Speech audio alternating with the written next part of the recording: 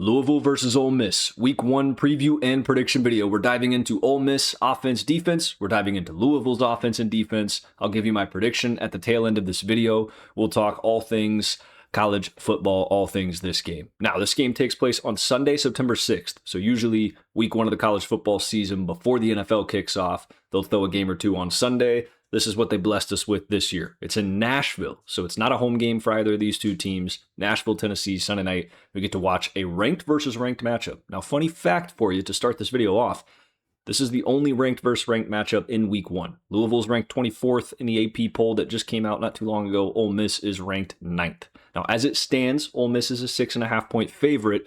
So with that being said, let's dive right in. Let's start with the Ole Miss Rebels. As we all understand, as we all know, the elephant in the room that's now out of the room is Lane Kiffin is gone. It's now Pete Golding's team. And Pete Golding did a stand-up job last year once Lane Kiffin left. Now, Charlie Weis Jr. left after the season was over with Lane Kiffin. So I thought it was cool that Pete Golding let Charlie Weis Jr. finish his commitment to the team throughout that playoff run, whether it was his decision. Obviously, Pete Golding was fine with it. So was the university. I think that's cool. But now it's a new guy on the block as the offensive coordinator. John David Baker comes in as the OC for the Ole Miss Rebels. Now, I like John David Baker. Here's something to note.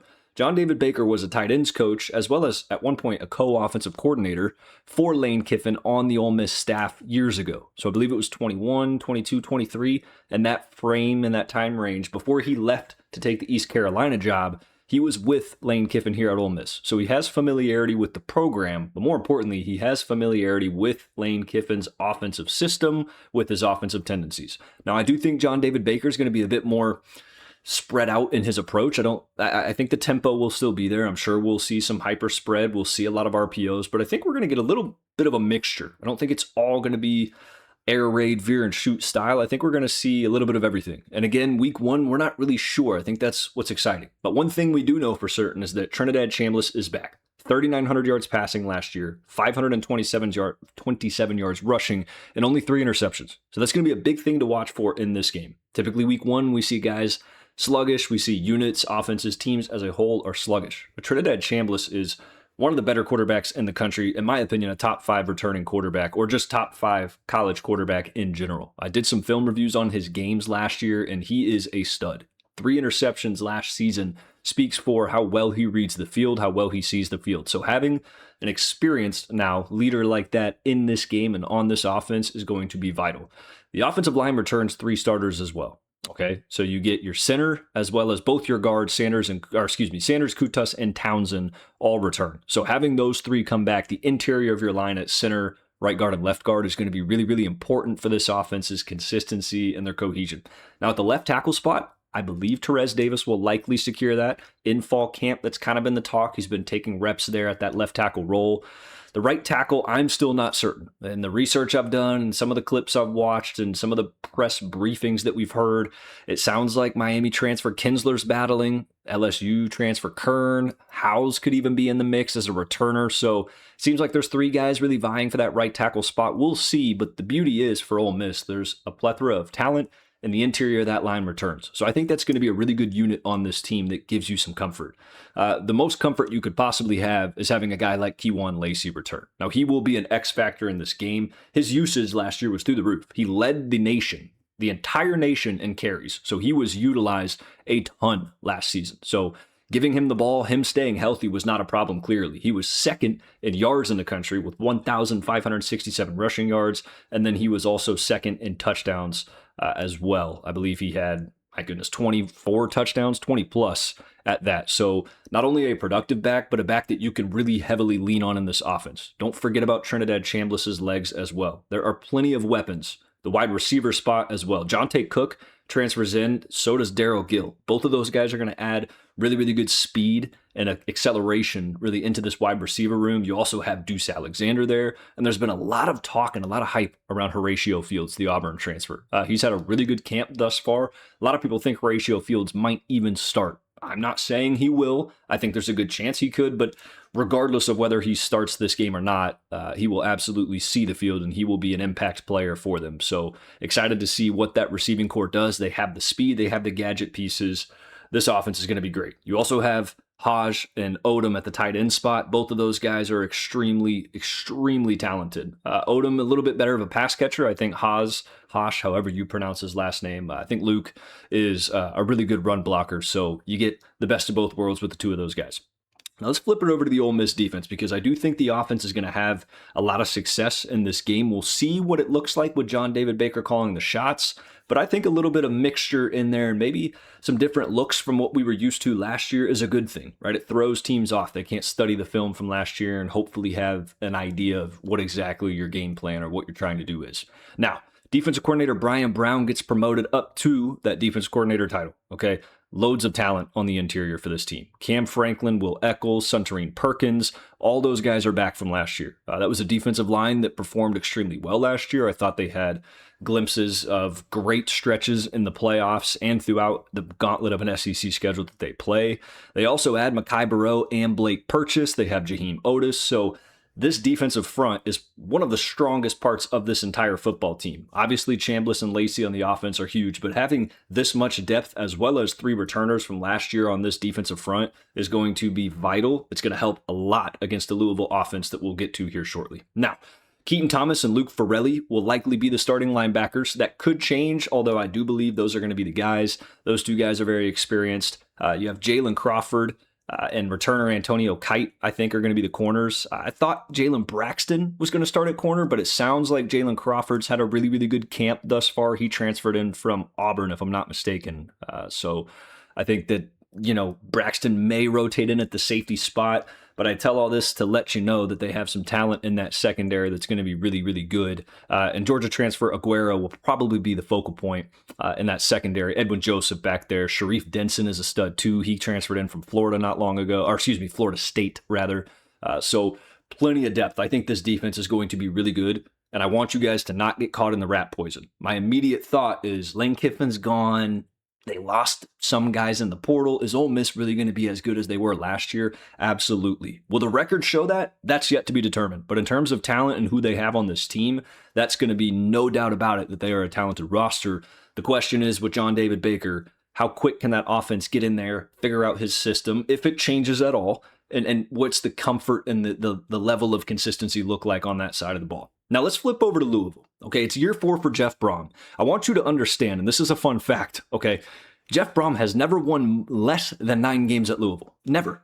In 3 seasons at Louisville, he's won 10 games, 9 games, 9 games. He's never won less than 9 games. It's year 4. So is there improvement? Well, let's talk about it, okay? Offensive coordinator Brian Bohm is back under Jeff Brom. Brian Brom, I should say. Brom, however you want to pronounce it. I believe it's Brom, all right?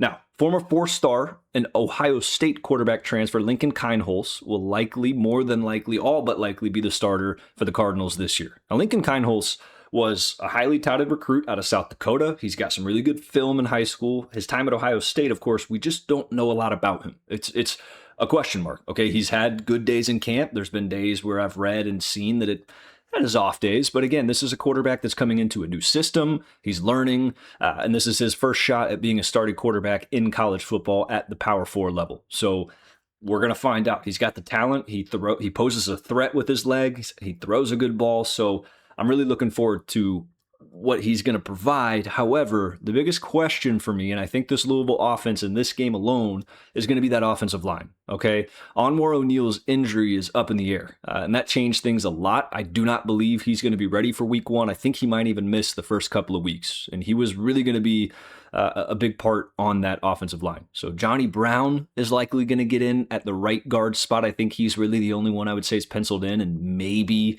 Doherty at the left guard is penciled in as well. But there's going to be a lot of pieces and movement on that offensive line of finding guys. The battle's still ongoing throughout fall camp as it stands right now. Now, there's been some other guys that have made some good impact, but it's going to be a unit that's going to have to get their 5 guys or whatever their rotational piece is, whether it's 6 or 7 guys, and really find some identity quick, because that Ole Miss defensive line is not only talented in their starting 3, 4, whatever formation they choose to come out in, but even the depth behind them, guys like Mekhi Barrow that we just talked about, they're going to be dangerous. Blake Purchase, Jaheim Otis. So Louisville's offensive line will absolutely have their hands full in this game. And when you have a quarterback like Lincoln Kienholz, inexperienced at this level, I'm curious to see what this offensive approach from Brian Brom is in this game. Now, Isaac and Keywan in the backfield are going to be big. Both Isaac Brown and Keywan Brown. Those two guys are very good running backs. So to have that to lean on is going to be big. But if you can't block for them, what can you do? So I'm curious to see what the run scheme looks like in this game. How many traps, how many pulls, how many counters?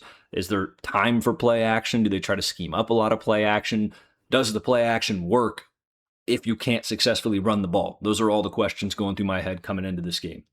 Trey Richardson is a weapon in the receiving corps. So I look for Trey Richardson to really be the X factor for them in this game. They're going to have to get the ball in his hands a lot. Trayshawn Hurry's really, really good. Lewayne McCoy is solid as well. So they have some dudes that, like, don't get me wrong, they absolutely have some dudes. And there's a reason this line is only 6.5 and it's not more. So I'm curious to see how this offense comes together. A lot of it hinges on that offensive line finding their rhythm. And if they can put their hand in the ground and put together a good performance, there's absolutely a world where they can, as a team, perform well. Now let's flip over to the Louisville defense, okay? Mark Ivey and Steve Ellis, both co-coordinators on this defense. They have loads of options on the defensive line, and they're going to need that defensive line to be smart, fast, and physical throughout this game. Keyword smart in there. Okay, guys like Clev Lubin, AJ Green, Tyler Thompson, Gerard Smith, plenty of talent, plenty of speed. But on the edges, they're going to have to be extremely disciplined with the speed that Ole Miss has. Trinidad Chambliss, of course, poses a threat with his legs. You can't get out of your pass rush lanes. You can't miss assignments on him. I'm curious to see. I think that's one of the stronger parts of this team. So I think that defensive line and really the defensive edges are going to be good. The interior is going to be a prove-it group. Okay, on the tackles is where I'm curious if Miami transfer Dalen Russell makes a statement. You have Joshua Donald, who transferred in from Houston, who really didn't play much at all last season. Zeismer and Kennedy have experience, but are they, at least their experience isn't quite up to the level of what this competition will be. So on the interior of that line, going against 3 returning starters on Ole Miss's guard and center interior is going to be something that's up to be determined. And with a back like Keywan Lacey, if Ole Miss has to run between the tackles and even in the A-gaps, how well can they get some push and really set up a wall there? That's what I'm looking for. Now, Capers and Stanquan Clark at linebacker, TJ Capers and Stanquan Clark at linebacker, give you a little bit of comfort. Okay, both of those guys are very fast sideline to sideline speed. They can plug the run gaps extremely well, but they're going to have their head on a swivel. They're going to be busy all night long. Ole Miss's offense, those RPO games will really single those guys out based off of whatever decision they make, whether they step into the box on their toes or they lean back into the pass lane on their heels, is going to be very indicative of what Trinidad Chambliss and that offense chooses to do. And if the defensive line can't get any pressure, if you're on your heels, it's going to be a tough night for you. So Holloway is a stud at corner. Keep an eye out, rather, for Holloway throughout this game. Intringer at safety was a good pickup for them as well. So listen, there's dudes on this defense, and I don't count Louisville out by any stretch. I think Jeff Brom is one of the better coaches, one of the more unsung hero coaches in college football. Again, there's a reason that Brom has never won less than 9 games at Louisville, but he has got his hands full here in Nashville on week 1 against the Rebels. So let's get to the prediction video. That's it for the preview on either of those teams. I'm going to take Ole Miss to win this game. I'm going to take Ole Miss to cover. A lot of this just falls on the comfortability I have with Trinidad Chambliss, Keywan Lacey, the interior of that offensive line. Having Sanders, Kutas, and Townsend return, the receiving core for Ole Miss, and especially the defensive front. I think that defensive line is going to give Lincoln Kienholz not a lot of time in that pocket, not a lot of time to really ease into this game and really find a rhythm. Part of me, I don't think this game's going to be a blowout because it's week 1, but I do think Ole Miss will eventually and slowly start to get away with this thing in the tail end of this game and cover that -6.5. I love Jeff Brom. I trust Jeff Brom. Jeez, that was a tongue twister there. But I think Ole Miss just has a lot of firepower this season. I think they're going to be hungry, and having Trinidad Chambliss back is big. And I think Pete Golding really won this locker room over last year with that playoff run that they had. And I look forward to seeing them pick up where they left off and keep it rolling. So that's it for the video, guys. Let me know who you got winning this thing. If you disagree, let me know. I appreciate you guys being here no matter what, and I will see you in the next video. Thank you.